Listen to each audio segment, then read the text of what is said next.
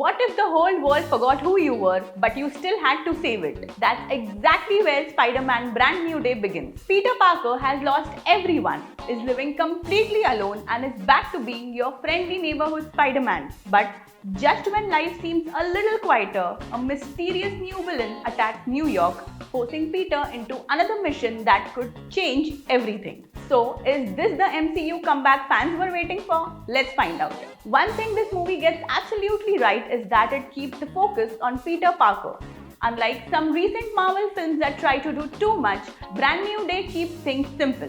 The movie jumps straight into the story without wasting time, and honestly, that's refreshing. You get action, comedy, emotional moments, and classic Spider-Man vibes all mixed together really well. Even after everything Peter went through in No Way Home, he doesn't stop doing what he does best, that is, protecting New York. That emotional loneliness is always there, but the film never lets it become too heavy. Now, let's talk about the performances. Tom Holland might have delivered one of his best Spider-Man performances so far. This Peter feels older, more mature, and emotionally broken, but he never loses his charm.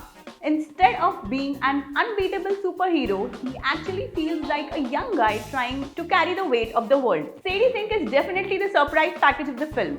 She makes a strong impact whenever she is on screen. Jon Bernthal brings his signature intensity and absolutely owns the action sequences. Zendaya has less screen time than fans would like, but she does well with whatever she is given. Jacob, on the other hand, deserves much more. And Peter's scenes with Hulk, super fun. Honestly, you will wish there were more of them. Visually, this movie looks fantastic.